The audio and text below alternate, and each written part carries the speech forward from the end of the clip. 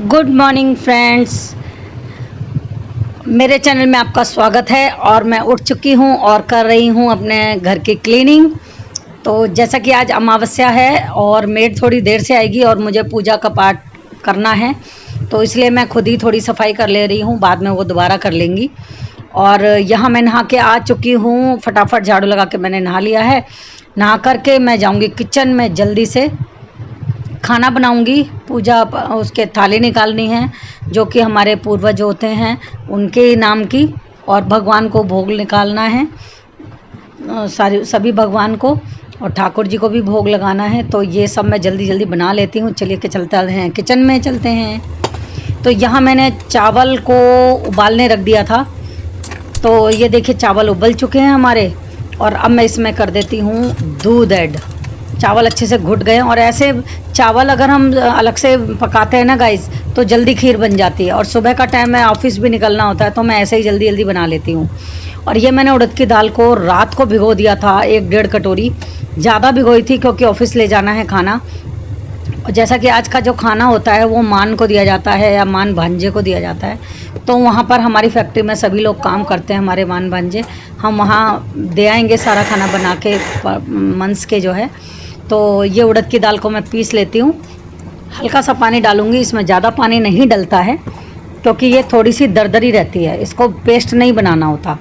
तो थोड़ी दरदरी मैंने पीस ली है, और इसको अब मैं भून लूँगी मसाले, सारे मसाले डाल के। ये देखिए मोटा मोटा, हल्की मोटी रह गई है दरदरी। तो इसको अब मैं कढ़ाई में भून लूँगी, और एक तरफ मेरी खीर बन रही है।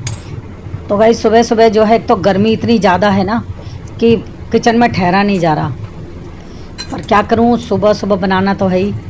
तो अब मुझे ये दाल जो मुझे फ्राई करनी है, इसमें मैंने 2 हरी मिर्च काट के डाली है, और हींग मस्ट है इसके अंदर, हींग ज़रूर डालनी होती है।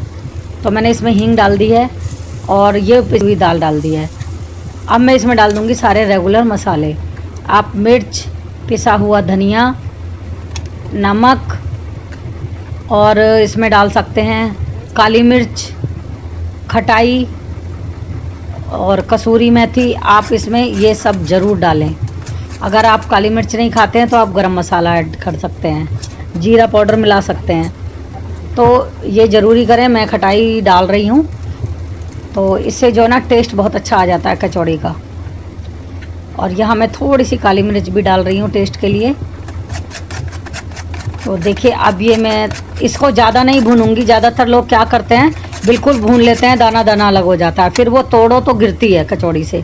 इसलिए मैं इसको थोड़ा सा थिक गीली रखती हूँ, बिल्कुल सूखने नहीं देती, क्योंकि जब कढ़ाई में हम कचौड़ी को सेकते हैं तो ये अपने आप से सिक जाती है, इसलिए इसमें कच्चापन नहीं रहता। तो आप थोड़ा सा सिर्फ मसाला मिलाने तक इसे पकाएँ, और ज़्यादा सूखा ना करें, नहीं तो कचौड़ी से निकल सकती है ये। जैसे ही आप कचौड़ी तोड़ोगे गिरेगी, तो इसलिए मैं गीला रखती हूँ। और यहाँ मैंने कचौड़ियाँ भरना शुरू कर दिया है, और एक घना मैंने कढ़ाई में डाल दिया है। तो और कचौड़ी मैं बना रही हूँ सरसों के तेल में। तो अब देखिए मैं आपके सामने भी भर रही हूँ। और लोई को थोड़ा सा मोटा लें, रोटी की जितनी लोई लें, थोड़ी रोटी से थोड़ी हल्की कम कर लें, और उसमें दाल 1 चम्मच भरें आइडिया से। तो ये मेरी ठाकुर जी की थाली एकदम तैयार हो गई है, गरम गरम कचौड़ी, पहली बार की, पहला घना मेरे ठाकुर जी के नाम से। तो ये मैंने उनकी कटोरी में खीर और सब्जी निकाल ली है, इनको लगा देते हैं भोग। तो चलिए, आओ भोग लगाओ मेरे प्रभु जी, ऐसा भोग लगाओ मेरे प्रभु जी, सब अमृत हो जाए मेरे प्रभु जी, आओ भोग लगाओ मेरे प्रभु जी।